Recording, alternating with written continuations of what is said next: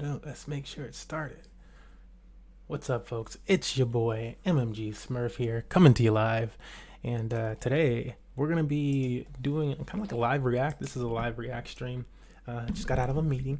I'm gonna be doing this live react stream covering the Peter Schiff and Richard Hart debate. So I've been waiting for this debate like all week, or since I can't remember when I first heard about this debate, but I've been waiting for this debate since I heard about it. And yeah, it seems exciting. It looks gonna be a good thing. It's gonna be a pretty good debate. We're starting off a little bit into the debate. The chat's going wild right now. I have a screen that I was using previously for these type of things. Let me go. Let me see. Actually, it's on my other computer. So I'm like,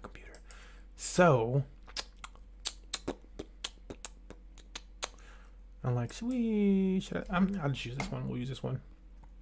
And what I'll do here, I want them both to be on screen though. And we're gonna watch this in 2x speed at the start of it.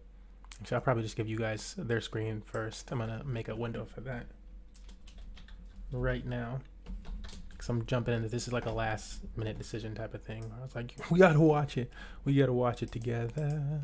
It's gonna be so good. Richard Hart is one of the smartest and rudest men in cryptocurrency. So it's worth the watch. And Peter Schiff is also brilliant, but he just is a gold bug into legacy finance. And anybody who's into cryptocurrency know that it just doesn't have the returns that crypto does, especially not a project like Richard Hart's project. Like, gold hasn't done that in our lifespan or his grandparents' lifespan. So like, what are you talking about? Whatever. But it's going to be a good debate. So let's see. And also, like, yeah, hopefully, I mean, it seems like my opinion before we get started is that, like, Richard probably knows a lot of the things that Peter's going to talk about. Peter doesn't know as many of the things that Richard is going to talk about because he just doesn't, a lot of people in legacy finance don't care to research those newer things. They're like, I know it. I've been winning. And it's like, yeah, but what about the new? What about the new world? So let's check that out. Got the screen up and ready. Here it is.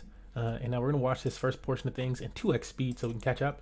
And since this is live, once it does catch up, it's going to slow down the speaking and everything like that. So here you go. I'm going to put myself over here as well.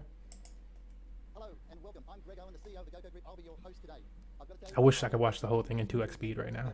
This event's been on, it's been off, it's been back on, it's been off. I'm pleased to tell you it's on.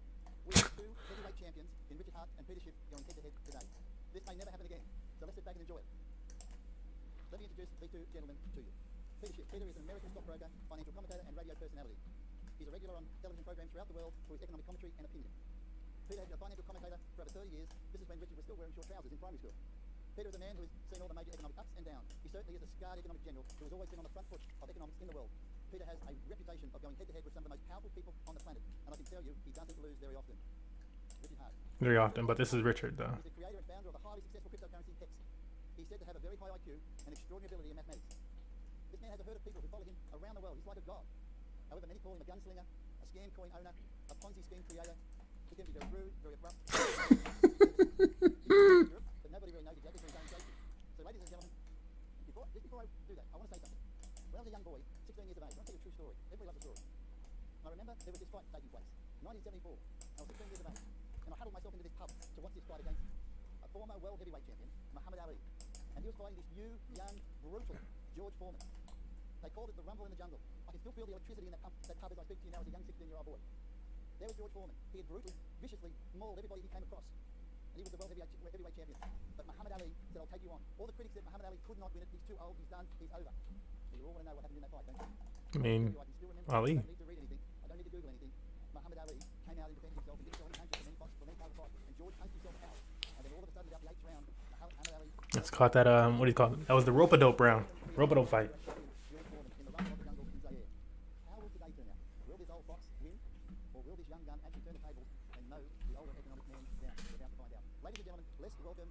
Richard Hart and Peter Schiff. Are you there, gentlemen?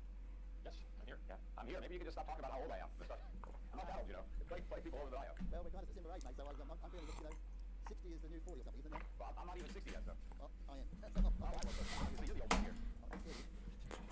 Oh my goodness. Good to see you. Thank you for being with us. Good on you. Look, what I want everybody to know that how this event started is that Richard, he put a tweet out, and he said to Peter, I challenge you. Would somebody take it up? We took it up, and we brought you two together. It hasn't been easy, but we brought you both together. So I want to thank you both for making the effort and giving us your time. Gentlemen, I have a series of questions. We'll run through them. Don't know how far we'll get, but we'll see. I'll try and get as many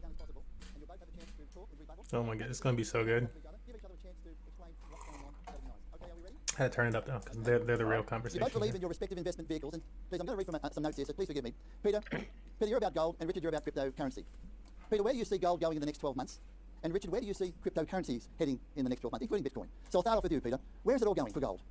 All right, well, first of all, let's put gold in its proper context, because I'm not all about gold. I'm an investment manager, and I've constantly or consistently recommended that people hold maybe 5 or 10% of a portfolio in gold. That's not gonna work when but the you remainder do of it the right portfolio there. is in income-producing assets, companies that I think have good fundamentals, that are growing their earnings, that are paying good dividends. I look at gold as a proxy for cash. A lot of people are talking about holding cash now, not for the yield, because there is none, but for the optionality, because if stocks go down or real estate goes down, you can use your cash to buy these assets on sale. Well, I do the same thing with gold. I would rather be holding gold, waiting for better buying opportunities in stocks that I like or real estate that I like, rather than fiat currency, especially in an inflationary environment where it's the fiat currency that could crash rather than the assets. But if you're holding your liquidity in gold, well, then you're protected from inflation. And so that's why I like gold. I mean, I like gold as an alternative to dollars, as an alternative to euros, yen, any of the fiat currencies, and as an alternative to any of these crypto fiat currencies. If you think stocks are expensive, if you think real estate is expensive or bonds are expensive, and you want to have dry powder, then gold is a great place to keep it. Gold is an excellent store of value. It's maintained value over the years, over the decades, over the centuries. It's been money for thousands of years.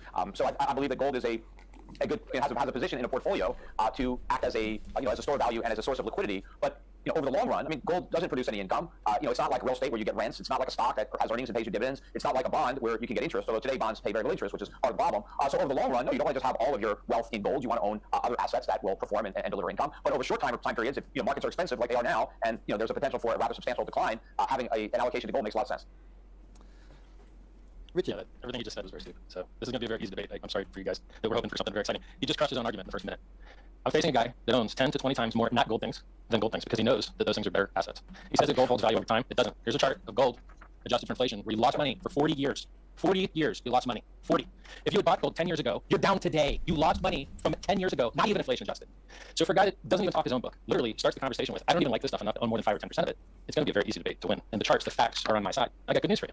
Just because gold is a terrible investment, I may even own more than Peter with my $250,000 gold watch or my gold trinkets. I understand what gold is supposed to be used for. Gold is used as jewelry for 50% of its market cap. Go on Wikipedia, look at gold. You'll see that 50% of the sales of gold is for jewelry. And what is jewelry? It's just vanity. And what can be more willy-nilly and prone to fancy than vanity? So gold that he doesn't even believe in enough to own more than 5 or 10% or recommend anyone own more than 5 or 10% is backed 50% by people flexing and looking silly.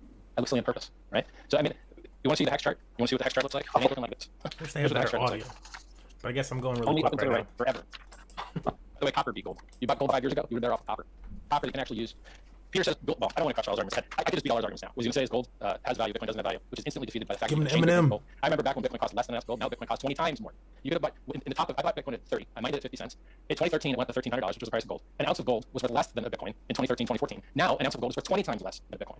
And so the fact that you can turn Bitcoin into gold anytime you want, I think this company even accepts Bitcoin to turn it into gold. This proves his idea that Bitcoin has a value. And I don't like Bitcoin. Bitcoin destroys the environment just like gold does. 50 to 60 people just died yesterday mining gold. Yesterday. How many people died mining Bitcoin? So this is the reality we live in. I've already won the argument. It's just a question of the audience. If you're finished flattering yourself and congratulating yourself, first of all, yes. I just because I think that gold should be a small part of a portfolio doesn't mean I don't like gold. I just said that gold is not an investment. Gold is like cash. And right now, I think there are a lot of very good investments around the world that I want to own. Now, if I had a choice between just the NASDAQ and gold, I would own all gold. But those aren't my choices. If my choices were all gold or all Bitcoin, I would own all gold. If it was all gold You or have all more Hex, I would certainly choices. own all gold. I would own no Hex. You have I would more own Bitcoin. choices than But that. when I look around the world and I see a lot of good companies trading at very low valuations and paying very good dividends, I want to own those assets. I don't want to have everything in gold. Now, if things were a lot more expensive, I might want to up my allocation to gold. You're But I literally would just never choosing include not Hex in my allocation. to I mean, do you the want to other talk about things what gold's because done you over think a they're particular silly. period of time. Well, yeah, if you bought gold 5 years ago, you had a great return. It's up 90% over the last 5 years. Over the last 10 years, no, it's about flat over 10 years. But over the last 20 years. 20 years ago, gold was less than 300, and now it's 1900. So that's a pretty good return. Now, if you want to say, oh, what if you bought gold at its peak in 1980 at 800, you have a lousy return. Go back 10 years earlier, and you bought it in 1970 at $35 an ounce, and you had an incredible return. So you can always pick and choose whatever time frame is convenient for you. But the reality is you're so excited about how much Hex has gone up. Hex is down about 70% from its peak. So there are people who bought Hex who are down 70%. Nobody is down anywhere near 70% in gold. And the people who have made money in Hex haven't made anything because they haven't sold. Because they've locked up their Hex in your scam of a CD. You've conned people into taking a worthless currency that you create for nothing, and they've agreed not to sell it. So you can keep unloading yours to the people who are foolish enough to think there's a free lunch, and they're going to get rich in your pyramid scheme. But they're not. They're going to go broke, and eventually they may come looking for you because all the money that your followers are going to lose is the money that you're making. And we'll see how the authorities feel about that. When you end up in a court of law, because I know a lot of people who lost money are going to be looking out to try to claw back some of their losses from your winnings. So what Peter here is doing is called a parade of imaginary horribles. So to the best of my knowledge, no cryptocurrency founder has been in prison for creating a cryptocurrency. Satoshi, who created... I didn't say in prison, but I think he will be sued. But go ahead. Okay, so let me give you an example of a company that created cryptocurrency and got sued. Unregistered security offering. Tezos got sued, settled. EOS, unregistered security offering, raised $4.2 billion, settled for $27 million, and got a waiver to continue operating the business. And the reason the SEC is friendly towards and settles with these companies is because they actually do care about the investors, and the investors don't want their money back because they all made money. People that bought EOS at the ICO made money and are still up today. People that bought Tezos at the ICO made money and are still up today. And so this idea that people are going to want their money back is factually false, provably false by SEC jurisprudence, by SEC case law. They're only going to want their money back after the coins crash. See, nobody wants their money back when they're winning. It's after they crash and lose their money that they want it back. So we haven't finished this game yet. The air hasn't come out of this bubble yet. Peter's talking about buying gold a long time ago. Gold was down. If you had bought gold in 1980, it dropped 70% until 2000. You were down Because the 10 years before 1980, it went from 35 to 2000. 850. So it had a spectacular rise, and it never went back down anywhere near $35 again. That's a So long we can't just look time. at these time windows and talk about, and I've already said, gold is not a long-term investment. I never recommend gold to anybody as an investment. It is a store of value. It's cash. Instead of sticking dollar bills under your mattress, you can have gold coins. They are much better to hold than fiat currency. But over long periods of time, you want to invest your money and let it grow. Gold doesn't grow. It just holds its value. It doesn't accrue value. It doesn't gain value. But it doesn't lose value. You're down versus 40 years ago, inflation adjusted. You're down versus almost every Well, coin's no, you're not down to it. Gold is up this year. Bitcoin is way down. Your hex coin is down this year. Gold is up. Year over year. Gold is up. No, Yes, it is. Up this year. No, it's not. What did it end last year? I saw it was as high as like 49 cents, and I just checked it. It's 15 cents. So where did it end last year? Hex went up 1,000,000%. Where did it end 2021? Where did it end 2021? December 31st, 2021. Here's the hex chart. December 31st, 2021 was 6 cents. Actually, half of a cent. Actually, based So on it went down from 49 cents to 6 cents, and then it snapped back up to 15 cents. No. Well, I just looked at the chart on CoinMarketCap. I don't know. Is that not the actual chart? It's a good site. Yes, CoinMarketCap actually has an accurate price chart, but you have to click log in the bottom right corner, or else it doesn't make sense. So when you compare an investment that isn't even an investment, Peter just told you not to invest in gold. It's not an investment. It's just a risk-off asset to sit in to get. Well, it's a store of value. It's a monetary equivalent. It's like holding cash, except instead of dollars or euros, which are just fiat, creations of a central bank, you can hold real money, which is what central banks used to hold. All these currencies used to be backed by gold and redeemable with gold. But the world has moved off a gold standard to a fiat standard. But if individuals prefer the gold standard, they can do it themselves. They don't have to hold government paper as money. They can hold the real thing. They can hold gold. But the thing is that you suggest people do hold government paper. You just may not be aware of it. When do I suggest that? You'll see. I'm going to show you. Peter and I actually agree on some things. We both think that the government printing money left and right forever is disgusting and steals from savers. Do we agree on that? Yes. Okay. We both think the divided dollar over time is going to zero. Literally zero. Charlie Munger agrees with us on this. Do we agree on that? Well, it may go to zero, but it may approach it. It's already practically zero based on what it was worth in 1913. So, I think Peter and I both agree that we like people to self-custody their funds so that they can't be robbed by their banks. So there was some political activity going on in Canada where if people even sent money to other people so that they could buy food and eat, their bank accounts were seized under emergency action, as though there was some giant emergency, like a war was going on. Everyone else has it bad everywhere else in the world right now, and yet there's no emergency actions in those countries, but Canadians are having their bank accounts seized, and I don't think Peter likes that. You don't like that either, right? That sucks. We agree on that? No, I do not like what the Canadian government is doing. Not at all. Yes. So Peter and I are both for self-sovereignty. We're both for people not being robbed by the government by holding the government's dollars. By the way, Peter's camera's frozen, so if you want to pan to me, my camera's not frozen. It doesn't look like it's frozen to me. Oh, you just came back on. Yeah, okay. And then, well, it's just when I'm talking, they're showing you. It's weird. No one sees me talk. Unless they're seeing something different on YouTube, whatever. So the point is, there's things we agree on, right? And we both agree that stocks have been wonderful investments, which is why he promotes them. But there's a trick to stocks that people don't understand. When you used to buy stocks, you used to get shares in companies, and they were physical printed shares. And now when you buy stocks, you don't get the shares. Your broker gets them, but guess what? He doesn't even actually get them. A giant company in New York called the DTCC actually holds everybody's shares.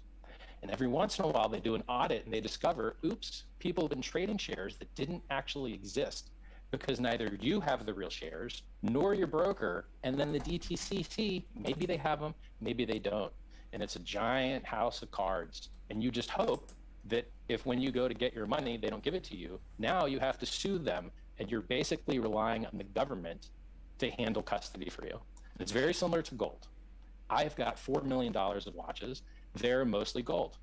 I know that platinum's a better metal for making watches from because I can use 95% platinum to make a watch, which is why it says 950 on it. But on a Rolex that has gold, it's only 75% gold because they have to alloy it with actually more useful metals to make a watch out of it. They're not more useful. They're just, they have different properties. They're not more useful than gold. And by the way, if you have $4 million worth of watches, maybe in those watches there's $40,000 worth of gold. I mean, it's maybe about 10%.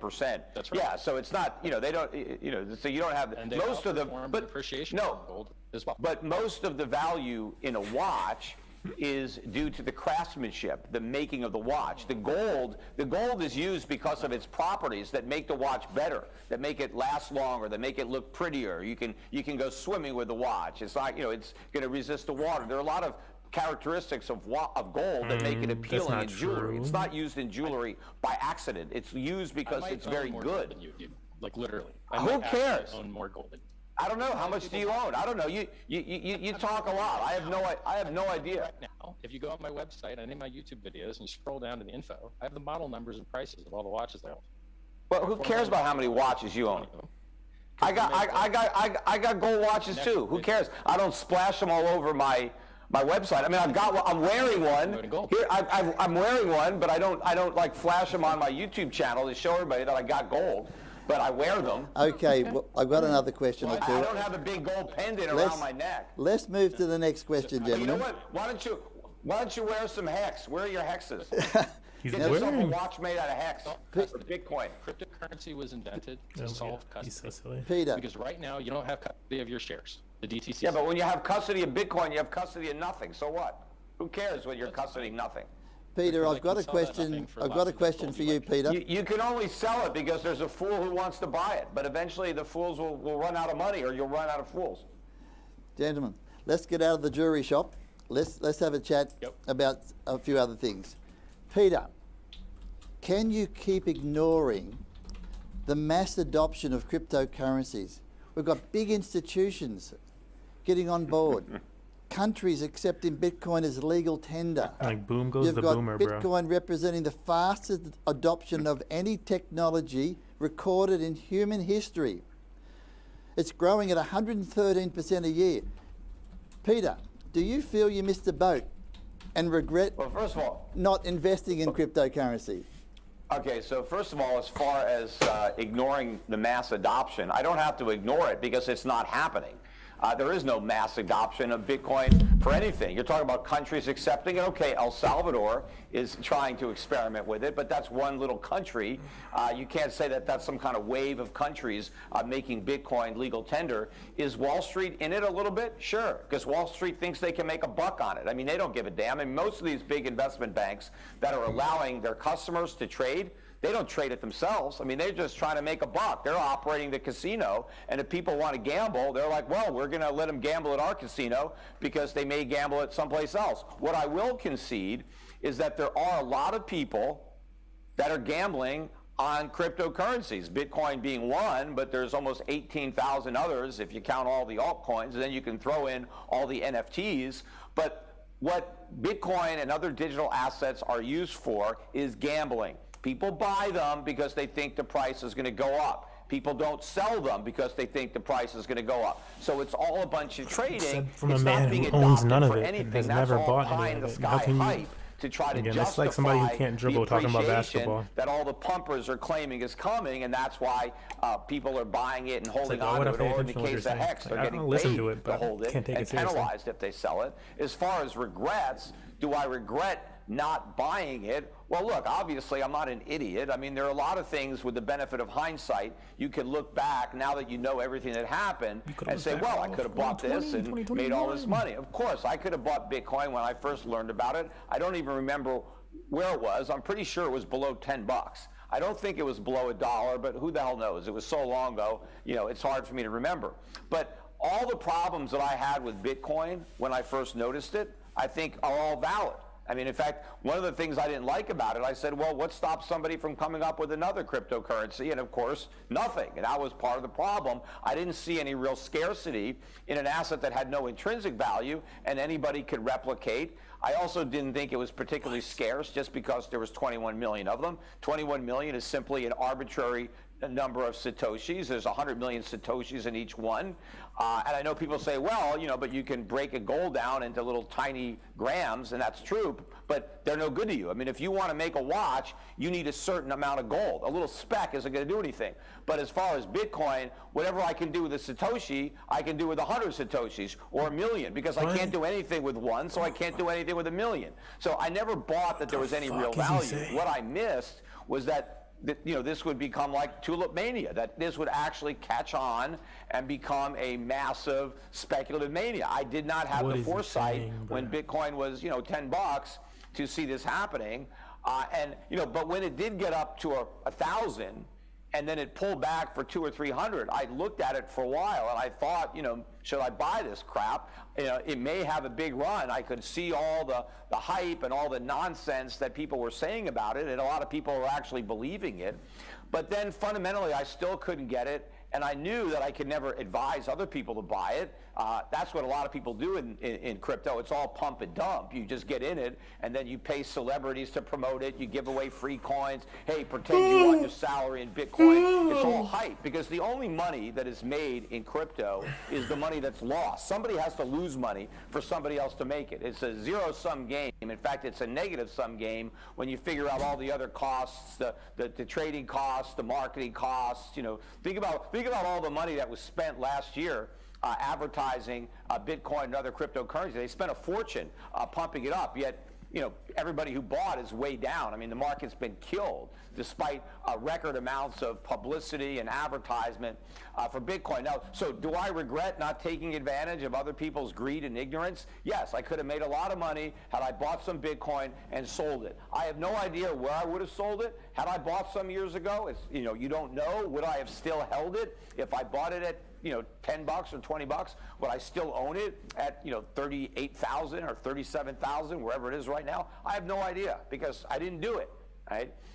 And there's a lot of other speculative investments that I didn't make that I could have made a lot of money on. Fortunately, there are a lot of them that I did make. I mean, I've made money in other things, and I've done well on other investments. Yeah, I mean, Bitcoin would have been the best investment I ever made had I bought it at $10 and sold it at $69,000 at the high, sure, or even if I sold it today and bought it at $10. But I didn't do that. But what's going to happen to other people, what they're going to regret is not selling, because that's one regret I'm never going to have. But a lot of people are going to watch their paper fortunes completely evaporate. People are going to go from millionaires to nothing, and people are going to have a lot of regrets over the paper profits that they never realized. To that, are you okay? Am I in the video when I talk? Do I show? No, it was my question. So. Oh no, but I never see myself on this feed. Oh. No, you guys never switched to my camera or what? Shown, Richard. Yeah. Okay. Yeah. Cool. And can you bring the mic closer? It's just crackly. It's going to clip more if I bring it closer, bro. I'll try and talk quieter. I'm clipping it by talking too loud. So, first of all, Peter describes a problem that people do have in cryptocurrency, where they sell on a 1x or a 2x or a 3x and think that they're smart, and then it goes up 69 million x. So you could have bought Hex on January 5th of 2019 and sold it when it doubled, when it doubled, when it doubled, when it doubled, when it doubled, when it doubled, when it doubled, when it doubled again, when it doubled, when it doubled, when it doubled, when it doubled, or when it doubled. It doubled 13 times in 2 years.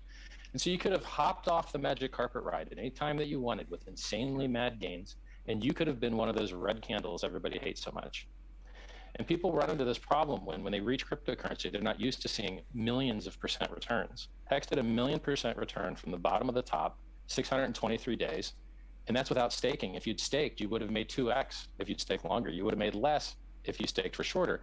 He describes a problem where he wouldn't have known whether he would have held or not. And Hex specifically stopped him from his own weak hands selling his future gains. And this happens to investors time and time again, where they try and time the market only to discover that what matters more is not timing the market, being in but the market. time in the market. Time in the market with markets that have product market fit, they're on-ramping new users, they have a durable walled garden. Peter seems to think that you can copy paste a coin and instantly it's valuable. It's not true. When you copy paste a coin, you have a different ticker symbol, which means you have a different order book, which means you have different liquidity, which means you have different exchanges that it's traded on. The things that affect the price are wildly different. Now look, whether you like Hex or not, fine. I'm also solving a lot of other problems. I don't like how electricity is destroying the environment. I used to mine Bitcoin. I used a lot of electricity to do it. It wasn't renewable energy. I think Bitcoin destroys the environment. I think gold destroys the environment. I think Ethereum destroys the environment, and I've already solved that. PulseChain.com gets rid of all the proof of work destroying the environment to maintain a consensus network and just uses proof of stake. The same way that Hex doesn't require you to destroy the environment to earn inflation rewards.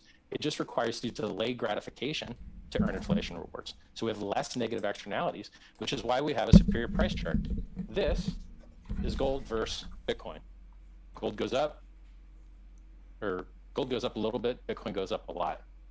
This is Hex. It just basically looks like a giant up and to the right. You got to click log for it to make sense, or it just compresses everything into a flat line here, which is useless to reason about. A flat line isn't helpful in a chart. Now look at from launch. He wished that he had got in early on Bitcoin and Ethereum because he would have made hundreds of thousands of % returns. This is Hex versus Bitcoin and Ethereum from their launch. This is the hardest possible time to try and compete with those currencies. This is when they had the maximum appreciation, the maximum up and to the right. We're beating both of them today after a 66% or 70% dip. When you zoom in, it looks like this. This is on a log scale. These are really big numbers. And so, you know, we're up versus Bitcoin at the top, 500x. That's 532,000% versus Bitcoin at the top. Now we've dipped. We're only up 150x now, 1500x. That's why I bring charts, right? We did the same thing versus Ethereum, but Ethereum pumped harder than Bitcoin, 3 times harder. So our gains versus Ethereum are about 3 times less. I have to hide my eyes from the camera. And then this is us versus the dollar, about 1,000,000% versus the dollar. Now he's going to tell you these numbers aren't real, but guess what? They are real. When you create those red candles that everybody hates, that's you cashing out. And then you could go buy whatever Peter does like. He likes stocks that you don't own the shares to. By the way, as far as the utility and stocks go, you realize that if you get a 40% share of your local Burger King, you can't change the prices. You can't change the hours of operation. You can't add an item to the menu, and you can't pull cash out of the register. And so this concept that somehow owning shares in a company is somehow more wholesome or better than owning part of a cryptocurrency, which may give you rights to control the consensus of the network, which may issue you trustless dividends with no middlemen whatsoever. And so I created something that solves a lot of problems that Peter hates. Peter likes self-custody. I solved it. Peter likes yield. I solved it. Peter likes delayed gratification. I solved it. But he just doesn't realize I've solved the things that he cares about. So I'm making people literal millionaires. And he says other things which aren't the case, such as some people have to lose in order for other people to win. He hasn't done enough research on those things. 100% not true. When your house goes up in value, who loses? When your gold goes up in value, who loses? When a baby is born or a tree grows, who loses? They're created out of thin air. Trees are created out of thin air. All right, you've raised so many things that I got to talk about. I mean, first of all right, when I buy a house, I'm buying a place to live. It's not about winning or losing. I get to use the house. I get to live in the house. It's a place of shelter. I can raise my family. And so, you know, the price is going to be what the price is, but the value of the home is the utility as a place to live. You know, when someone buys gold, you know, whether they bought it at a higher price or a lower price, you know, people buy gold and they use gold, right? There's a use for it. When you're talking about something like Bitcoin or Hex, you don't do anything with it. The person who owns Hex doesn't get any enjoyment out of the Hex while they own it. It doesn't throw off any income. It doesn't pay dividends. It doesn't pay rent. You can't turn it into a watch and wear it. All you can do is hold on to it. And so the only reason somebody would buy something like Hex is because they think the price is going to go up. There's no other reason to buy it other than the fact that you think the price will go up. And the only way the price is going to go up is if someone comes around and pays a higher price. And why is that person going to pay a higher price? Because he is of the same opinion. He believes that there'll be somebody else to pay a higher price. But that doesn't work. That dynamic, that pyramid Ponzi chain letter dynamic, does not work. It has never worked. I don't care if you put a chain letter on a blockchain. It doesn't make it work any better. And you can go backwards and you can say, yes, look at all the money people have made in Hex. Yeah, this is money on paper. Most of the money has never been realized. It's just still sitting there. And what you do is you keep inflating the supply of Hex, creating new Hex out of thin air, which costs nothing, and then you give all the people additional Hex. You don't give them additional money. They're not earning interest the way a CD because you're not making loans and earning anything. You're just creating more Hex. I agree with you. I don't like the whole concept of proof of work for Bitcoin. It is a waste of resources, a waste of energy. It's like digging holes and filling them back up again and claiming, well, I worked. Yes, you worked, but you produced nothing. What's important is not that you worked, but what you produce. When you mine an ounce of gold, the world actually has an ounce of gold that it can use for something. Gold is a very useful metal, and when you mine gold, you are helping the world because you're giving the world a metal in a form that it can be used. When it's still buried beneath the Earth's surface, mankind has no access to that gold. But once you bring it out and you refine it, and you have it in a way that you can add it to those mirrors. We just launched the biggest telescope into space, and they were able to coat the mirrors with gold so that they would work a lot better. Gold has a lot of value, and it's worth the resources that we expend to get it out of the ground. And you're talking about stocks and saying, oh, there's no difference between owning a stock and owning Hex. When I own a company, I own a piece of a business that I like, and I'm entitled to my share of the profits of that business. Now, I agree in this casino of a stock market that the central banks have created, you have a lot of people that are not buying stocks for the same reason I'm buying them. They're just buying them because the price is going up, and they think the price will keep going up, and they ignore the fundamentals. They ignore the losses. They ignore all the things that I pay attention to because I'm looking for value. I'm not just buying hype. I'm not just buying momentum. And in case you haven't noticed, that bubble has popped. The momentum is left all these stocks. They are imploding every day, and the same thing is happening with cryptocurrencies. I think what you're going to see in the world of crypto is people selling their fool's gold and going into real gold, which is why the price of gold keeps going He's been up, saying that for as years Bitcoin now. and other currencies He was keep saying going that in down. 2020. There's now actually a negative correlation between Bitcoin and gold. In fact, you can tell what gold is doing on any given day by looking at Bitcoin. If Bitcoin is up, gold is down. If Bitcoin is down, gold is up. That's how it's trading. So it's clearly not digital gold when it's the mirror image of gold. It's fool's gold. It's anti-gold. And the people who think they're holding digital gold are going to wake up and realize they've got nothing. Gentlemen, Yeah, so I will go to the next question, but thank you for that. And listen, just from a technology side, there's a bit of a sound issue. Peter, can you turn your sound down a little bit? Can you ask your people to do that? Am I too loud, or should I lower my mic? It's a bit too loud and it's interfering on either side. And on the other side, Richard, is your volume able to come up a little? Sure, but I am already clipping, so He seems pretty loud to me. I hear him pretty. I am clipping, so I don't think Okay. you want me to be any louder. Just Peter down a little bit. Richard's good. That's what technical people are saying. Okay, I've got a very, very important question for you, Richard. I want you to listen to this very, very carefully. Hex has been called the fastest growing asset ever, but also been called the greatest con of all time. Richard, you have a lot of loyal evangelists, but you also have a lot of detractors, and people calling you the biggest scammer of the century, running the largest pyramid Ponzi scheme in history. How can we believe you're not the greatest scam artist to ever live? And I want to add one other thing.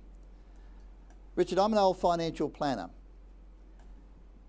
and I've sat around the family kitchen table with the mum and dad in the suburbs of Sydney after there's been a market downturn. And I've seen the wife cry, and I've seen the fear in the husband's eyes when they've had their superannuation wiped out. I've seen the darkness and I've seen the pain.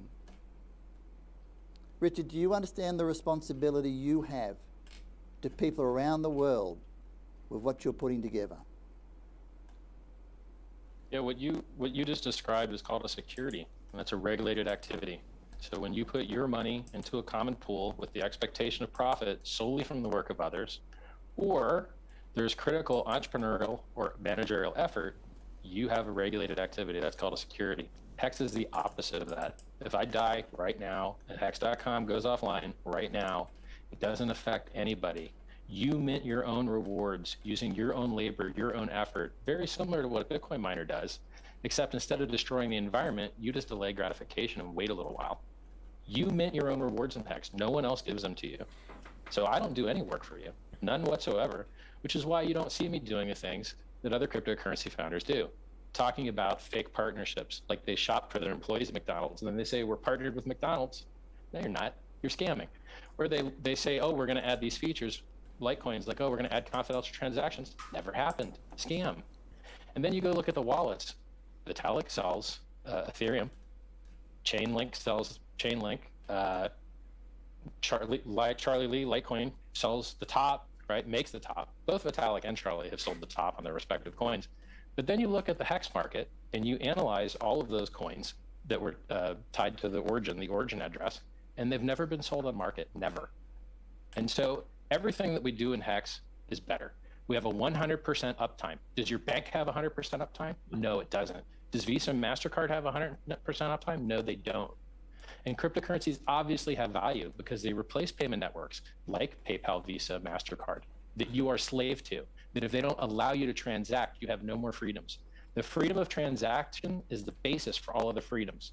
You don't have freedom of speech if you can't drive to where the speech is happening. You don't have freedom of assembly if you can't drive to where the assembly is happening. You don't have freedom of movement if you can't pay for them to print your passport, which is getting more and more expensive. If you don't have the freedom to transact, which less and less people every year, all of us are nearly banned at every moment. You say the wrong thing on social, you're banned. You say the wrong thing in Canada, they come to your house and knock on your door and beat you up about it. And by the way, in Canada, did you know that if you try and buy gold, you have to pay GST? And there's only a very, very, very minute subset of gold, which is finer than 99.5% pure, which is exempted from that VAT or GST that you call it. But when you buy cryptocurrency, does the government beat you up for 20% on the in? No, they don't. No, they don't. Because cryptocurrency is a superior product. And Hex monetizes time. Pulse Chain removes all the destruction in the environment as the world's largest free airdrop. A lot of people forget Hex was given away for free. If you had Bitcoin, you were given Hex for free. And at the top, it would have increased the value of your Bitcoin by 20%. 20% free extra Bitcoin. And Bitcoin ran up 15x from the COVID dip. Ethereum ran up 50x from the COVID dip. Hex ran up hundreds of x. We're outperforming everything. And that's just one of my products. You know, the Hex chat room's only got 40,000 people in it. Pulse Chain's got 65,000 people in it. Over $1 billion has been sacrificed to support freedom of movement, freedom of speech. And we just do absolutely everything better. And at some point, people have to realize it and recognize it. I have invented solutions to things Peter cares about: self-sovereignty, removing middlemen, efficiency, getting rid of environmental destruction, giving people yield, getting people to delay gratification, putting people in charge of their own finances where no one can stop you from paying yourself your own rewards. I have solved all these things. Richard, you solved the problem of how to make yourself richer, but you haven't solved any of the problems that I'm concerned about. And you know, I agree. You know, you're defending yourself by stating that based on the Howey test, hexes are not a security, and I agree with you. I don't think you're selling unregistered securities. But what you are selling is a pipe dream. What happened was you gave away a bunch of free hex, but the majority of the supply of hex were retained by you. And what your goal was to get the price of hex to go up so that other people would buy the hex that you want to sell. And you know, you've done a good job of promoting the coins that you want to unload. It's basically a pump and dump. You want to pump up the price of hex so that you can sell. But of course, you don't want competition. You don't want all the people who got free hexes to sell theirs, so you convince them not to sell by promising even more hex if they wait. Well, while they're waiting, you're selling. And eventually, they're going to get left holding a bag of worthless hex because the supply is going to keep on growing, and they're going to keep on holding and hoping. And one day, people are going to want their money, or they're going to need their money, and they're going to try to sell. And all the paper gains are going to evaporate, and the only people who would have made money were those who didn't wait, those who cashed out earlier. And that was the point I made earlier. I wanted to agree. Like, I used to feel the same way Peter does. I really did. I was a Bitcoin maximalist. I was like, you know what? There's going to be, everyone's going to fall into one thing. And then reality proved me wrong, and I had to change and update my worldview. In fact, the more altcoins there are, the more useful, fun things there are to do with your Bitcoin, then it just stays in the ecosystem. So like when you go to a casino, they never show you the clock because they want you to stay and keep playing. And so designing systems which accrue value for shareholders is very similar to designing an economy or to designing a cryptocurrency. And yes, I appreciate your compliments that I've designed something that is extremely sticky, that gets people to delay gratification, that gives people hopes about the future, which is why I have seen people whose lives have been saved by hacks that I couldn't save with my self-help books. I give away. Well, how many hacks have you sold personally? If you look publicly, it looks like 0, but I can't tell you because how so right? No, that doesn't. And you follow the OA wallet, it appears to have never sold anything. But so you've never sold any. You've never sold any hex and taken any cash. You just have all the hex you started with that you still own. Let's go over the rumors. Let's go over the rumors. I'm just asking you a question. I'm answering your question with more words if you relax. when Hex launched, you used to be able to turn Ethereum into Hex directly in the contract. There's a rumor that there was like 1 million Ethereum generated. There's also a rumor that I got all that Ethereum. There's also a rumor, which I can agree with this one, that I've been mining Bitcoin, or was a Bitcoin miner back when it was 50 cents, and mined full 50 Bitcoin block rewards more than once a day by myself with no pool, because that's how easy it was back then. I've also been a retired multimillionaire for about 20 years now, having a 150 employee marketing company in the United States, where we sold mortgages, miracle cleaners, sex toys, cash advance loans, you name it. So What does that have to do with my question? Well, your question is, have I ever sold? And what I'm telling you is, if you look at all the coins that were associated with some type of founder thing, none of them were sold. So your answer is no. As close as I can to getting. Well, it's a yes or no question. Howey test. I can't tell you. No. The Howey test has nothing to do. Of value based on what I do. No, if you think. No, but I'm not asking what I do. It's an expectation. No. The Howey test has to do with work effort that you are expending on your part. If you simply tell people how many of your own, but if you just simply giving people admit assumptions about your future behavior is I'm not fucking bog standard. I'm not asking you what you're going to do in the future. I'm just saying, have you sold any of the hex that you created and gotten cash for it, or some other cryptocurrency? You know, it's just a yes or no question, and you're not violating the Howey rule by telling me. No. So, okay. So you think the price went up 1,000,000% because I was dumping my bags? That's what you think? Because you I think said the opposite personally, of that. You said that I wanted the price to go up. So you say so you can sell. You want the price to go up so you can sell. Why else would you want the price to go up? Why would I sell the world's best performing asset when I own other? So you can do something with it. You can't do anything with Hex. Obviously, the people who are buying $7 million for charity. Why? Good for you. Wonderful But reputation. The people who are putting their money into Hex intend to sell one day. They want to buy something. They want to buy a house. They want to buy a car. So they have to do it. But you're telling me you haven't sold any. You don't want you just have all your Hex. I've been retired for 20 years, bro. This for me isn't about the numbers. It's about doing more. I want to change the world. I want to make the world a better place. Well, I don't think you're going to make it a better place by conning them into buying Hex. Because you're the guy that's been wrong for 20 years. You've been wrong. I haven't been wrong. 20 years. No, I haven't. I've been right. I've been right a lot. I've been pretty right over that time period. No. You know, have I gotten everything right? Have I gotten all my 20 years ago, you're still breaking your balls. Okay, I have more money. I've been a success. I've been a larger success than you. If you don't count your Hex, I don't know if you have more money than me or not. I'm not counting the value of your Hex. Let me know when you raise $27 million for charity. Listen. What 27 You don't even million? understand how Hex works. Hex is virtual lending, but you don't understand that it's virtual. No, there's no lending. Who are you lending to? Yes, there is. Listen, when you lock up your coins, do you think that value just disappears? No. That value is transmitted to the only people that can harvest it, which are the people that aren't staked. And the people that aren't staked get diluted, a form of payment, a form of interest. Right, but they can sell. No, they can sell. That are staked. Correct. Yes, but it's you're just transferring. It's a transfer. That's what I said. Correct. That's what lending. You're transferring it. Yes. No, but there's no real value being created. You're just transferring it around among the various people who own it. Why don't you understand that your virtual concept of value in your head is not as real as the price that you can sell things for? No, because you're price confused. Chart is real. Your fantasy is not real. There's a difference between price and value. That's right. Price is not value. Value is what you get. Right, and when you buy Hex, you pay a price, but you get no value. There is no value in Hex. There's no value in Bitcoin. But there's a price because there's somebody willing to buy it, sure. But that price might not exist tomorrow when people no longer want to gamble, when the illusion wears off. I mean, at some point... I called the top on the day. I called the Bitcoin top on the day, and I've done this 2 cycles in a row. While everyone else is telling you about $100,000 Bitcoin, $1 million Bitcoin, I'm telling you that this is the top, and I published the chart. And I've done that 2 cycles in a row. You call the top every single day because you're a noob speculator that doesn't know about technical analysis, that doesn't know about fundamental analysis. So where's the bot? Okay, so what's business is me? All right, so where's the next low then for Bitcoin? Traditionally, Bitcoin dropped 85% after a parabolic blow off top. This cycle, so it's because the government, it should go down to about 11K. All right, that's a reasonable expectation. Yes, agree. And yes, because it's what it has been doing for decades. And what's going to happen to Hex?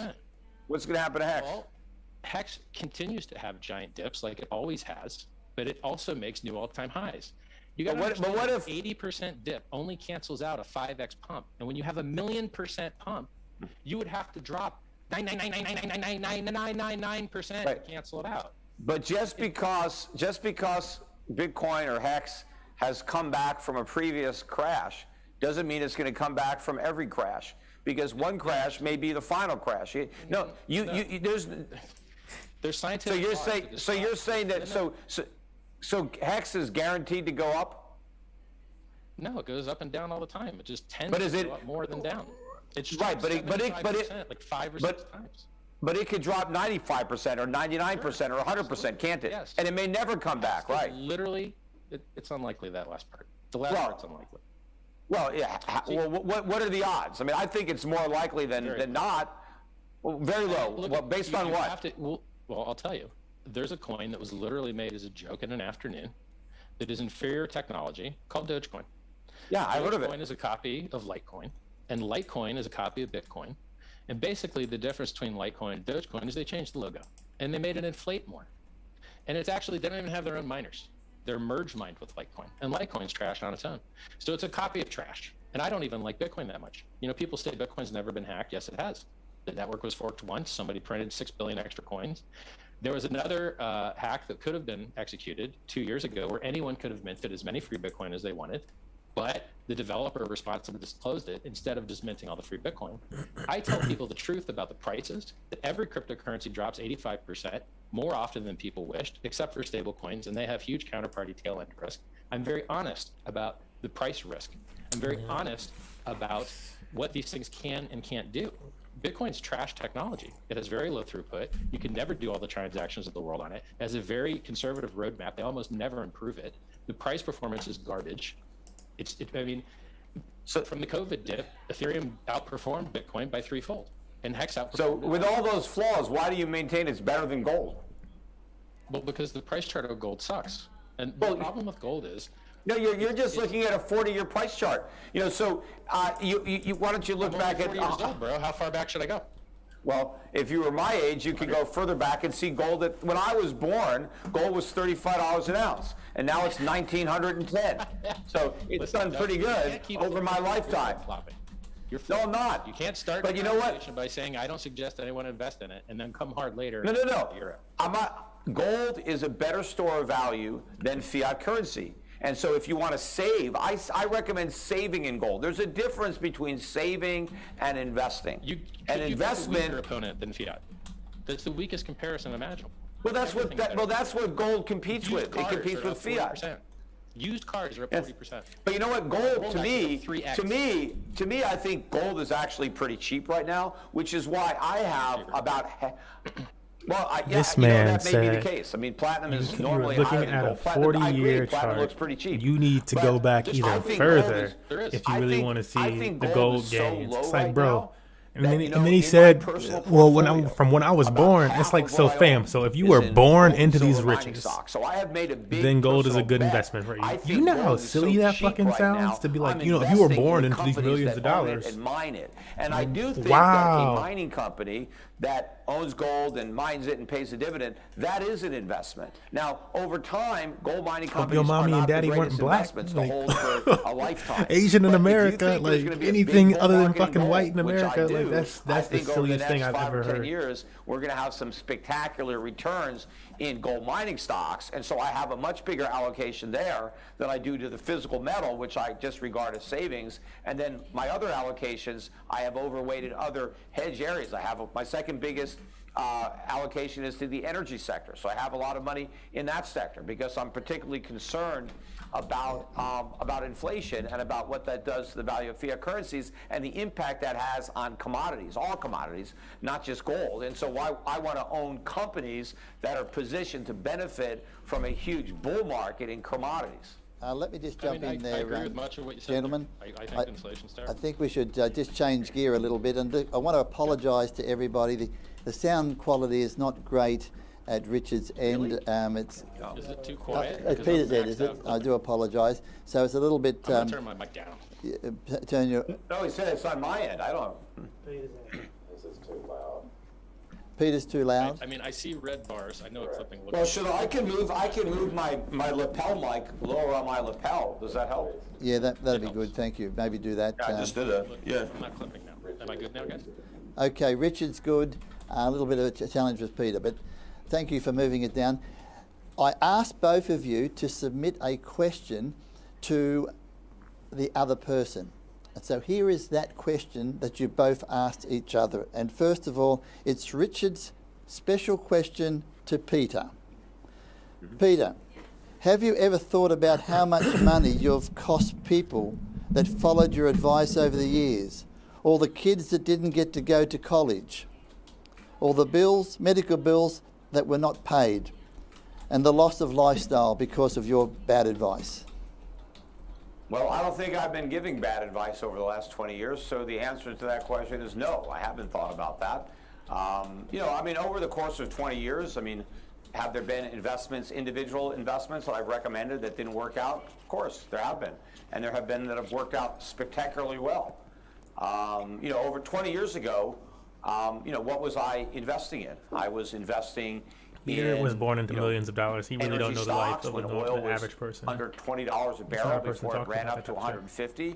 I had a lot of gold stocks when gold was under 300 and, you know, went up to, you know, 1900 by 2011. I had big positions in emerging markets. I avoided the entire .com collapse. I spent most of the late 1990s convincing people to sell their .com stocks, and I built my initial brokerage business based on getting people to get out of the .com bubble. I saved people a fortune. You should see some of the letters I got from clients who would have been wiped out, but I got them out of the stock market before it crashed, and I got them in to foreign markets. I got people out of the US dollar when the dollar index was about 120, and then it went down to 70. And, you know, we had a tremendous, remember, for the first decade of this century, 2000 to 2010, it was a lost decade in the U.S. stock market. And so we were able to make a lot of money by avoiding U.S. market. And in the middle of that, you know, I helped set up a hedge fund to short the subprime market in 2006 that paid off, you know, more than tenfold in 2007. Not that many advisors were shrewd enough back then to understand the problems in the mortgage market and to have positioned people short subprime. So I've done a lot of things that have been right. What I got wrong was the decade from 2011 to really 2021. I had assumed when I was forecasting the 2008 financial crisis and warning about the housing bubble, I thought that after all my forecasts came true, that we would see a drop in the US dollar. This man basically just said that he's helped people keep their millions because he can help you keep your millions and not lose more money. But he can't help you go from a little bit of money to a lot of money. The Federal Reserve was going to try to reflate the bubbles that popped in stocks and real estate. What I didn't know is that they would succeed. I thought the world would see through what they were doing, that it would see QE for what it was, debt monetization, and we'd have a dollar crisis. Now, I still believe I'm going to be right. And in fact, my investment strategy, which didn't do very well from 2013 through the end of 2015, has outperformed dramatically since the end of 2015. So from 2016 to today, I've done, you know, much better than any of my benchmarks, and I've you know, beaten them by very wide margins. But I think my clients and myself are very well positioned now for the ultimate dollar collapse that I did prepare people for, you know, albeit a decade too early, but we are well positioned and we've had good gains over that decade. Could we have made more money if we were just in, you know, some NASDAQ stocks? Well, up until a month ago, yeah. Now I'd have to check again because we've had some huge declines recently. But I do believe that ultimately the people who have followed my investment advice over the years, no matter what time frame they picked, even if they happen to adopt my advice at the most inopportune of times, because a lot of it depends on, you know, when you start getting into foreign stocks and when you start getting into the gold stocks, you know, you can get in at different times. But I think ultimately it's not going to matter when you got in. I think the people that follow my advice will be in much better shape financially than the people who ignore my advice. Sure, would people have made more money had they just bought Bitcoin 10 years ago? And sure, of course. I mean, it's obvious that's the case. But most people didn't do that. Most people who bought Bitcoin 10 years ago only put in a small amount of money because they recognized that it was a gamble. They only put in more money recently after the price went way up. And so a lot of those people are now down overall on their Bitcoin, even though they have profits on what they bought originally. They have bigger losses on what they bought more recently because they put larger sums of money. And ultimately, I think people who follow my advice on Bitcoin and other cryptocurrencies are going to be much better off than the people who ignored it, because the losses are going to be staggering in crypto. People are going to lose a tremendous amount of money. Most people are not only going to lose their paper profits, but they're going to lose what they originally started with. They're going to lose their principal. The only people who are going to end up making money in Bitcoin and other cryptocurrencies are the people who sold. And then, of course, they're going to have to defend what they got away with in court, because just like when Bernie Madoff blew up, all the people who lost money were looking to claw back money from the people who gained. And I think the same thing is going to happen. Not that I necessarily agree with it or not, but I know how the world operates. And there's going to be a lot of people pointing fingers. And unfortunately, after the horses leave the barn's door, after the horses leave the barn, the government's going to try to close it. I think a lot of regulations are going to come, unnecessary regulations in the legitimate part of the financial industry, because so many people are going to lose so much money in crypto. It's going to give capitalism another black eye that capitalism doesn't need. And it's going to allow the government to say, you see, look what happens with capitalism. People get conned, people lose all their money, and they're going to say the solution is more government, which of course is not. That is simply going to make the situation worse. Peter, you're still going to stand by the fact that you were stating very publicly that crypto, Bitcoin, will go to zero. Are you standing by that? Well, I've been saying that for a long time. You know, eventually, sure, it's going to go to zero. You know, it may take a while to get to zero, but there's not going to be much of a difference if Bitcoin goes to 100 than zero. If you bought it at 40 or 50,000, you know, if it gets anywhere near zero, it's going to feel like zero. Richard, did you want to respond to that? It's very simple. Peter has a lot of parade of imaginary horribles. Everything's going to go wrong. You could listen to Peter, or you could just look at the chart. Does this look like everyone lost their money? There's dips. Those are people taking profits. Those are guys getting cashed out. Those are guys getting rich and buying yachts and golf courses and jets and Ferraris and Lamborghinis and you name it. That's what those dips are. And these are big dips, guys. These are 60 and 70% dips hiding in here. But 60 and 70% dips don't matter when you overcome them with 500 and 600% gains. Cryptocurrency is the world of free money. Free money. As a Bitcoin holder, you got hexed for free. When I mined Bitcoin, it was free. I double-clicked an EXE on my computer. As a hex holder, our community received free Uniswap token, free 1inch token, because we use these products and we were just given the coins for free. We received free Git coins. We received tons of free coins out the yin-yang, literally free money. And here's what's weird about crypto and about me as a person. If you see a guy drowned in jewelry and covered with all this spectacle, your brain would be right to say scammer. When you see charts of 1,000,000% returns in 2 years, you're right to think, oh, it's got to be a scam. And you'd be 99.9% right. It would save you a lot of money and a lot of horror, and it would save you a lot of pyramid schemes and a lot of scams and a lot of Ponzi's. It would save you all that. But you would also miss that one rare little sliver of world change that actually happened. Amazon dropped 95% in the year 2000. 95%. You could have pointed at it and said, look, late stage capitalism, Ponzi scheme, pyramid scheme, greater fool. What can you do with these shares anyway? You can't do anything. You can't affect the company. You're just hoping to sell to the greater fool, which is all the shares, by the way. And guess what? They're over half of all the commerce in the United States on the internet now. Over half of all the money made on the internet goes directly into Amazon's pockets, even though it dropped 95%. And so this new paradigm of massive drops with massive gains is what the future looks like, particularly when the money is more and more fake. The reason all these charts are so easy to go up and right is because they're priced in the dollar. And the dollar just gets worth less every day. The dollar is mostly garbage. You only occasionally see it go up in value right when the stock market crashes. And the stock market used to crash every 10 years, but they decided to skip a cycle and just print their way out of it.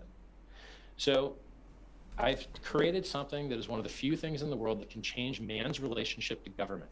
You don't have to beg the government to give you their fake inflated money.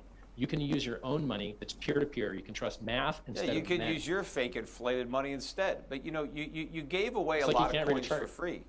Right, I can read the chart. Why don't you make a crypto then, bro? The chart's not over. Wait till it ends, because I don't want to scam people. I don't want to take advantage of people. I don't want to make money at their expense. So let me ask you a question. Since you're such a nice But guy, let when me I go to finish. your I want website, you you can don't ask put me a any question in a prices. second. Let me just ask you this, or I want to make this point. You gave away a lot of free hex, but Yes. the reason that anybody made money in hex is because somebody came and bought Yes. it. There are Yep. people going into the market buying hex with actual money or fiat currency, whatever they're using, ether, whatever it is. And the only reason some people who got free hex were able to sell any and buy a yacht or a mansion is because some other fool bought that hex from them. That's the person who's going to lose money. They put real money into your fake coins and they're going to lose because that person thinks he's going to sell his at a higher price at some distant point in the future. But the reality is he's never going to sell them. They're not going to be worth anything because nobody's going to want to buy them. Gentlemen. Says the guy that's always been wrong about it. Okay. The chart doesn't lie, bro. The math is real. You can. No, If you I'm don't not. like crypto, I'm not sell it for saying. gold.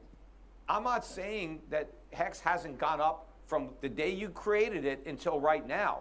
So, But let's we've see got what like that chart 100,000 looks like. stakers. You don't Let's think see we're what gonna have that chart 200,000? looks like 10 years from now. Let's see what it looks like. You know, I mean, because Wait till obviously, all the opportunities gone. There you go. That's a good investment strategy. Yeah, Great you could have speculating. shown me a chart of Beanie Babies at the peak. You could have shown me a chart of tulips if we were in Holland and said, look, tulips never go down. Yeah. Look at this chart. The chart doesn't Did those lie. bubbles come back? Right? Did those bubbles come back? Did Tulip those bubbles bubble, come no, back? it didn't come back. The No. crypto Now- bubble's not going to come back either. I've Once got it it- pops, we're It's good. come back 10 Gentlemen, times. No, It's never going it away. never went away. We're It just running had out of big, time. big peaks and troughs. We're running out of time, and I want to get this last question in. Peter's special question to Richard. Richard, how can any non-backed cryptocurrency be a long-term store of value if it has no underlying value to store? How are any cryptocurrencies really scarce when there are already almost 18,000 different coins to choose from and the supply grows every day? Products. Right. See, this is what people get so backwards. People think that inflation is always bad. It's not true. Bitcoin's greatest gains were when it inflated the most. As the inflation of Bitcoin has gone down, the gains have gone down. And so what matters isn't just looking at the demand side. You have to look at the supply side and the demand side both. And so when Like how you Peter's look at playing both sides, altcoins, where he's like, oh, as a if it doesn't go up maximalist, more, Bitcoin maximalist old one, I would say, God, all these gold altcoins holds this are gonna value when it destroy doesn't go up Bitcoin. as much. But And then it's in like, fact, well, why the are you altcoins arguing from both and sides? You're arguing Bitcoin the went exact up and same, down like, together. the same And the thing that more you're trying to altcoins support. that existed, the more valuable Bitcoin began, because they're not replacement products; they're complementary products. They amplify each other's utility in many cases. And so history shows and proves. By the way, as you add more stocks to the stock market, as the value of stocks going down, look at how many stocks you Seriously. can create. Like, yeah, what It's the going to fuck does drive that all mean? the other stocks down. It's the dumbest logic I've ever heard of. Here's So other the ones things. with Different best utility are companies gonna be with good. different That's right. businesses, That's right. different That's revenue right. sources. That's no, right. but all these That's what cryptocurrencies cryptocurrencies are the same. They're competing for the Wrong. same market share. Wrong. Yes, Wrong. yes, they are. Wrong. No, you're 100% wrong. Bitcoin doesn't have stable coins. Bitcoin doesn't have smart contracts. Bitcoin doesn't have NFTs. Bitcoin doesn't have options. Bitcoin doesn't have leverage trading. Bitcoin doesn't have the ability to log into other websites. Bitcoin doesn't have play to earn games. Bitcoin doesn't have anything, which is why Ethereum outperformed it 3-1, and why I'm making a copy of Ethereum where you get But all of your coins copied for free. and how many other coins can do what Ethereum does? And the value will Like keep going four? up because No, you it think they're won't. replacement products, and they're not. As more stocks and more companies were added to the exchange, all As of you their said values went up. yourself, they As more started cryptos were invented, Dogecoin. Bitcoin went up. They started Dogecoin beat Dogecoin Bitcoin, as by a the way. joke, and look what It's it gonna be did. hard for Doesn't them to look what it matter. did. It beat actually do Bitcoin. what Ethereum It does. beat Most of Yeah, them yeah, don't. that just Dogecoin shows you how started as a joke, and ridiculous it it beat is. Bitcoin. No, That's because right, it's all and a that's why joke. you have to learn. That's the joke. That's why you have to learn there's from the no market. there's no serious coin. The joke is on the people who are owning these things, who are hodling these things. They're The going to joke wake is up the to a dollar. stark reality. The joke is the dollar. The joke dollar is is stocks. The joke flawed, is your bank. They're all. It's everything's a joke now. Do you want to play the jokes that Yeah, make but- you money, or that you can yeah, but- complain about all day while everyone outperforms you? Everyone's outperformed you. Coins started as a No, joke, they- outperformed you. No, Stop they crying haven't. and join us. No, Yes, they have. Most people who bought Bitcoin are losing money.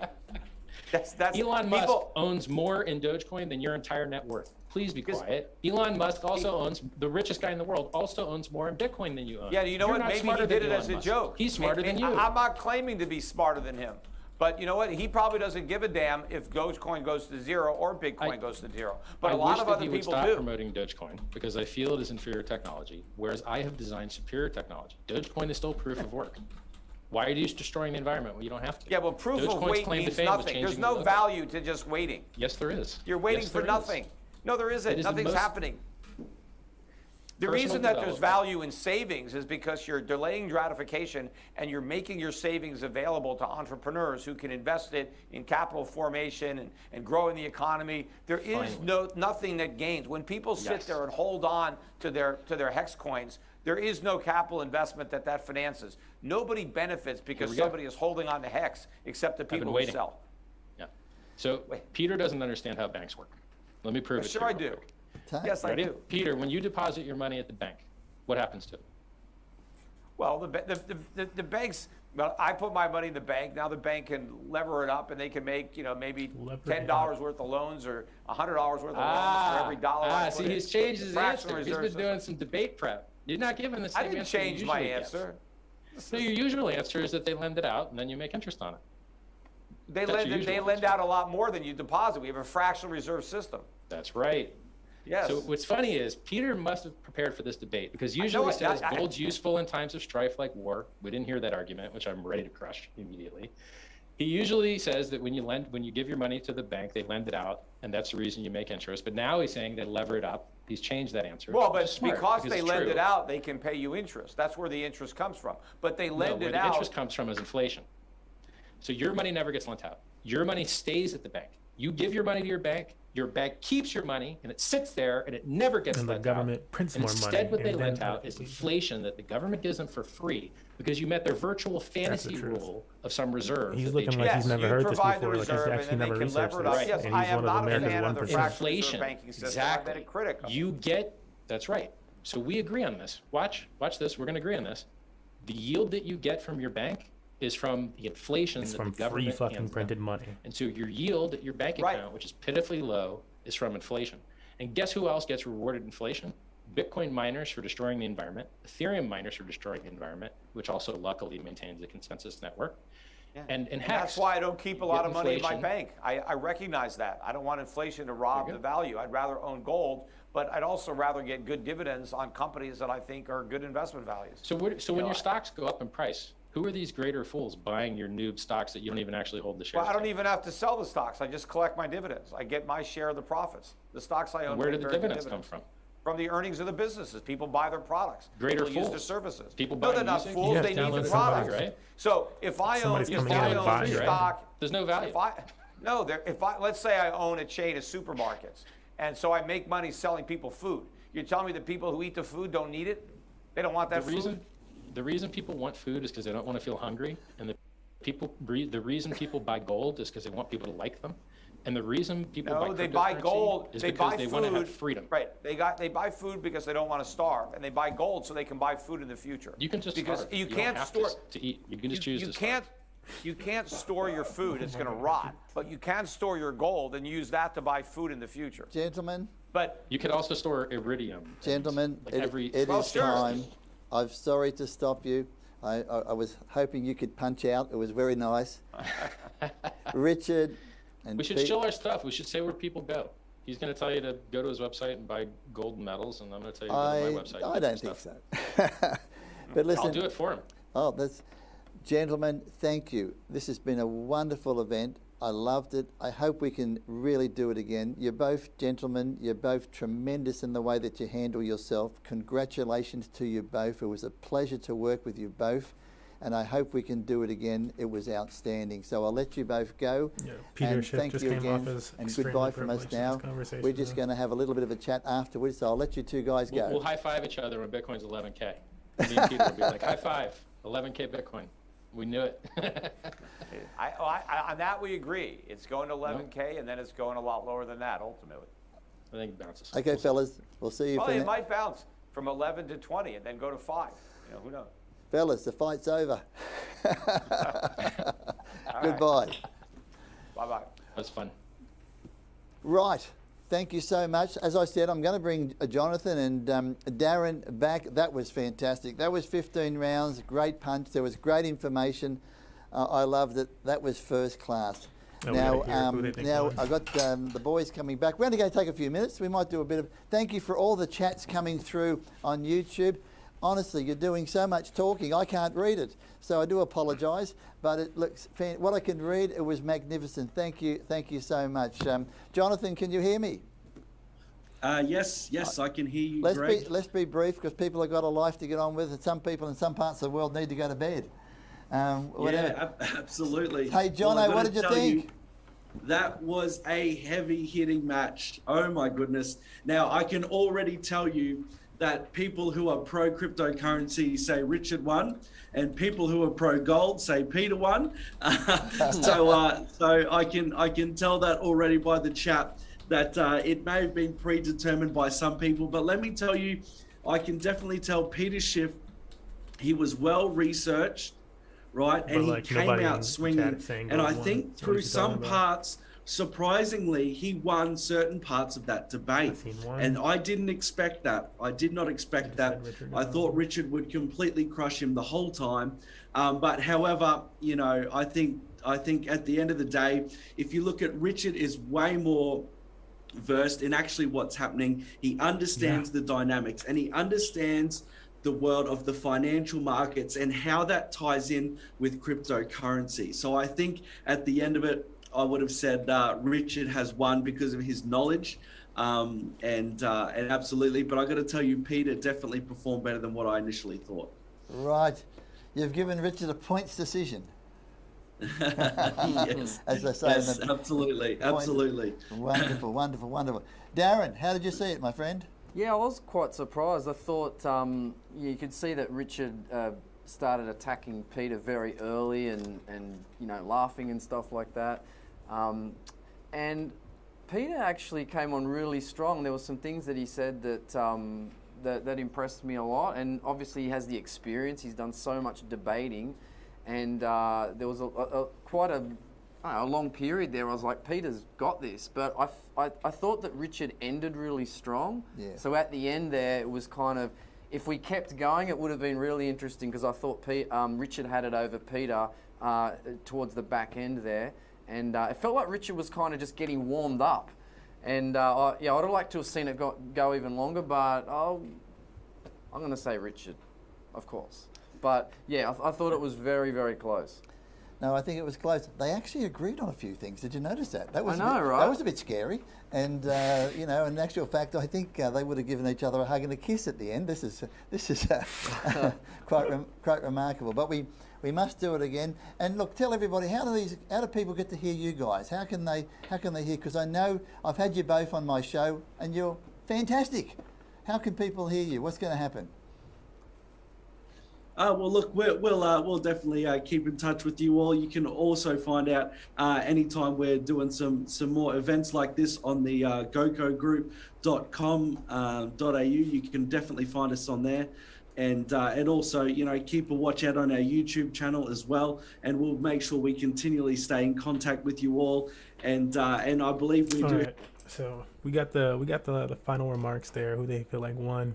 If I was going to say who I think won the thing, I'm going to say I think Richard Hart won. Like most of them said, I think the one host just refused to actually give his opinion for whatever reason. I don't think he said anything, but like yeah, it just seemed like, again, Richard understood legacy finance. He understood the future of finance, and Peter Schiff was making remarks like, oh, well, like if you look back 60 years, it's like, if we look back into what period of time, bro? Like, who needs to be alive for your points to be like valid, you know? Or like, and like having what amount of money? If you had gold 60, 70 years ago, and it's like, dude, that just sounds like the most privileged fucking statement that I could imagine. Like, Richard's talking about, I made people millions of dollars in the last decade, in the last few years, in the last year. And Peter's talking about, well, if you go back at the beginning of his lifetime, aka money that he was born into, then you can be okay with gold. And it's like, that's pretty wild. That's pretty wild in my opinion. Like, maybe somebody else with also trying to just maintain their wealth doesn't feel that way. But from somebody who's been in that paycheck to paycheck life, which Peter Schiff has never done, sounds pretty damn wild to me. But yeah, good debate nonetheless. Peter did come out with some blows. I think he started to ruffle Richard's feathers a little bit at the end there, because Richard said something like, I was like, oh my goodness, Richard, stop. Like, when he did like the people, you know, you couldn't just choose to starve to death. And it was like, bro, But good debate nonetheless. Fun watching it. See you guys in the next one. Your boy MMG Smurf out.